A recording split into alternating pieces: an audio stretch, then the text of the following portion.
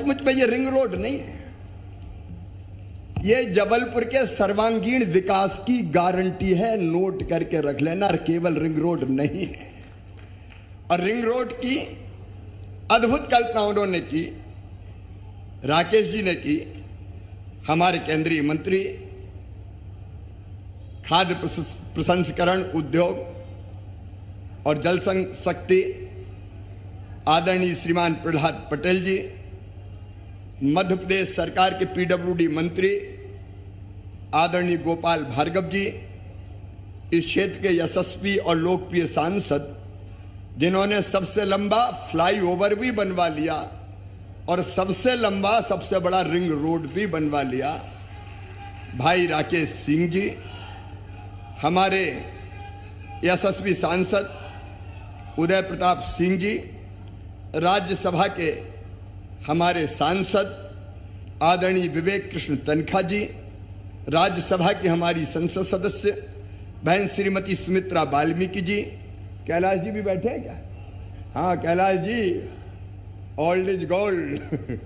कैलाश जी भी हमारे विराजमान है, कैलाश सोनी जी, हमारे वरिष्ठ नेता विधायक आदरणीय अजय बिश्नोई जी, पनागर के हमारे विधायक भाई सुशील तिवारी जी, कैंट के हमारे लोकप्रिय विधायक अशोक रोहण जी, सिहोरा की लोकप्रिय विधायिका बहन नंदिनी मरावी जी, वर्गी के हमारे विधायक आदरणीय संजय यादव जी, जबलपुर उत्तर से हमारे विधायक भाई विनय सक्सेना जी, नगर निगम के मेयर जगत बहादुर सिंह जी, भाई सुभाष तिवारी जी, जीएस ठाकुर जी, संतोष बरखड़े जी, जिला पंचायत के अध्यक्ष, और आज यहाँ उपस्थित मेरे प्रिय बहनों भाइयों और भांजे और भांजियों, दोनों हाथ जोड़ के आप सबको राम राम, आप सबको प्रणाम। ये रिंग रोड आज नहीं, आने वाले वर्षों में आप देखेंगे इसके लाभ क्या क्या है। ये केवल रिंग रोड नहीं है, सचमुच में 6 तरफ 6 राष्ट्रीय राजमार्गों को आपस में जोड़ने वाला एक ऐसा रोड है जो केवल जबलपुर के यातायात को निर्विवाद नहीं करेगा। यातायात और परिवहन की सुविधा तो निर्विघ्न संपन्न होगी ही, लेकिन विकास को यह नई दिशा देगा। आपको ध्यान है कि हमारे यहां औद्योगिक विकास की अनंत संभावनाएं विराजमान है, लेकिन रिंग रोड नहीं था और इसलिए हमारा विकास केवल एक ओर सीमित रह जाता था। रिंग रोड से जबलपुर शहर का कंजेशन कम होगा, प्रदूषण का स्तर कम होगा, जिंदगी जीने के स्तर में सुधार होगा। इस रिंग रोड के कारण ऑर्डिनेंस फैक्ट्री और रक्षा क्षेत्र और नर्मदा नदी मैया के कारण शहर का पूर्व दक्षिण दिशा में विकास नहीं हो पा रहा था। अब उस विकास के नए द्वार ये रिंग रोड खोल देगा। इस रिंग रोड के कारण transport hub, inter state station, fuel station plan किए जा सकेंगे, नए भंडारण विकसित हो सकेंगे। नए रिंग रोड पर जबलपुर के लिए सर्व सुविधा युक्त लॉजिस्टिक हब बनाया जा सकेगा। आदरणीय गडकरी जी, मेरी प्रार्थना है आपसे, इस रिंग रोड के साथ यहाँ के औद्योगिक विकास की भी शुरुआत कर दीजिए और आज ही लॉजिस्टिक पार्क की घोषणा आप कर दीजिए। जबलपुर में लॉजिस्टिक पार्क बने, जबलपुर से पूरा पश्चिम, उत्तर, दक्षिण चारों दिशाओं में हम सामान भेज सकते हैं। इस रिंग रोड के आसपास औद्योगिक क्लस्टर हम विकसित करने का काम करेंगे, नई टाउनशिप आए और भविष्य में ये रिंग रोड जबलपुर के नौजवानों को रोजगार देने का एक नया माध्यम बन जाए और ये निश्चित तौर पर होगा। इसलिए मैं एक बार फिर आपका हृदय से स्वागत करता हूं, अभिनंदन करता हूं। नए शिक्षण संस्थान आ सकते हैं, यूनिवर्सिटी जा सकती है। इंदौर में एक सुपर कॉरिडोर बने, उस सुपर कॉरिडोर के कारण इंदौर का डेवलपमेंट सुपर कॉरिडोर के आसपास वहां आईटी इंडस्ट्री हो, एजुकेशनल इंस्टीट्यूशंस हो, बड़ी तेजी से आए। और आज मैं पूरे विश्वास के साथ कहता हूं कि इस रिंग रोड के कारण जबलपुर इंदौर को भी पीछे छोड़ देगा और इसलिए संभावनाएं इसके कारण अनंत है। ये केवल रोड नहीं है, दिल्ली, प्रयागराज, रायपुर, नागपुर, भोपाल, इसके कारण ये चारों तरफ, अब छह तरफ यहां बना हुआ माल चारों दिशाओं में जा सकता है, और इसलिए उद्योग लगाने में इसके कारण बहुत सुविधाएं होगी।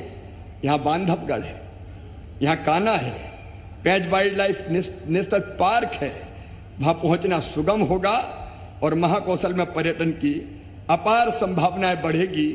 टूरिज्म के साथ साथ होटल इंडस्ट्री जैसी अनेकों प्रकार की गतिविधियां प्रारंभ होगी, और इसलिए मैं इस रिंग रोड में अपार संभावनाएं देख रहा हूं। आज गडकरी जी बैठे हैं, इसलिए उनके सामने मैं नहीं कह रहा, लेकिन आज मैं आपसे पूछना चाहता हूं, बताओ पहले जबलपुर से भोपाल जाने में कितने घंटे लगते थे? अरे जोर से बताओ, अब कितने लगते हैं? जबलपुर से नागपुर जाने में कितने लगते थे घंटे? अब कितने लगते हैं? और जबलपुर से रीवा जाने में कितने घंटे लगते थे और अब कितने लगते हैं? तो एक बार फिर तालियां बजा के नितिन गडकरी जी का स्वागत कीजिए। मोदी जी के नेतृत्व में, गडकरी जी के प्रयासों से ये अनंत विकास हो रहा है। और गडकरी जी देखिए, दृढ़ निश्चय के धनी तो हैं ही। आज मंडला में लोगों ने कहा कि ये जबलपुर मंडला रोड खराब है, इसमें गड्ढे हैं। गडकरी जी ने खड़े होके वहां उसके लिए खेद भी प्रकट किया और तत्काल ठेके सस्पेंड करके नए ठेकेदार से होकर शानदार रोड तेजी से कैसे बने, इसकी भी उन्होंने वहां घोषणा की है। अब कल्प वृक्ष आए। वैसे तो मित्रों देखिए, कई बार न्याय नहीं होता, लेकिन जबलपुर में कितने काम हो रहे हैं आप कल्पना कर सकते हैं। राकेश जी ने आपको काम गिनाए हैं, मैं उसके विस्तार में नहीं जाऊंगा, वो सारे काम तो हो ही रहे हैं। हमारा डुमना एयरपोर्ट 421 करोड़ रुपए की लागत से बन रहा है, 545 करोड़ 90 लाख रुपए के सीवेज के काम यहां पे हो रहे हैं। 390 किलोमीटर की सीवर लाइन का काम यहां प्रगतिशील है। एक नहीं, ऐसे अनेकों, गोरखपुर कटंगा क्रॉसिंग फ्लाईओवर, उसके निर्माण का काम चल रहा है। मैं बाद में फिर विस्तार से बताऊंगा। जबलपुर वालों, अमृत फेज 2 में हम 720 करोड़ रुपए की लागत के काम और जबलपुर शहर के लिए स्वीकृत करने वाले हैं। जबलपुर के साथ पूरा न्याय होगा, पूरा न्याय होगा, और विकास की दृष्टि से जबलपुर बिल्कुल पीछे नहीं छूटेगा। मैं बहुत लंबी बात नहीं करूंगा, लेकिन जब गडकरी जी आए हैं तो कुछ चर्चा तो करनी ही चाहिए। अपना भेड़ा घाट जो आता है वो देखते ही रह जाता है। अब ये भेड़ा घाट आपकी कल्पना में, बीच में राकेश जी ने कहा भी है, आइकॉनिक ब्रिज, ब्रिज के ऊपर होटल भी, भारत का तिरंगा झंडा भी, और ऐसा कि वहां सीधे रोपवे या केबल कार चले एक सिरे से दूसरे सिरे, बीच में रोपवे रोक के सीधे भेड़ा घाट से कल कल छल छल करके बहता हुआ हमारे धुआंधार को पर्यटक देख सके, तो यहाँ के पर्यटन को भी एक नई दिशा बन जाए। अरे होना चाहिए कि नहीं? जोर से बताओ, होना चाहिए कि नहीं? तो एक बार फिर तालियां बजा के गडकरी जी का अभिनंदन कीजिए। कई कल्पनाएं उनके दिमाग में है। अब ये आइकॉनिक ब्रिज, ये अपने आप में एक अनूठी कल्पना है। गडकरी जी, आज आपको देख के मुझे लग रहा है कि जबलपुर के लिए और कुछ भी मांग हो जाए।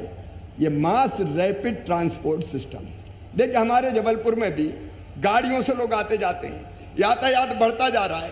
फ्लाईओवर हम बनाएंगे, आप भी फ्लाईओवर दे रहे हैं, लेकिन अब तो धरती का उपयोग, सड़क का उपयोग करने के साथ साथ आसमान का उपयोग भी परिवहन के लिए हो जाए। केवल कार जैसी सुविधा जबलपुर को मिल जाए तो सड़क से तो यातायात जाए, हवा में भी लोग चलते हुए चले जाएं। और आप ये मत समझना कि मैं गप्प दे रहा हूं, ये संभव है, ये हो सकता है। टेक्नोलॉजी ने चमत्कार किए हैं, और इसलिए हम कैसे मास रैपिड ट्रांसपोर्ट सिस्टम को आधुनिकतम बनाएं। इलेक्ट्रिक व्हीकल यहां चले, धरती में भी चले, हवा में भी चले।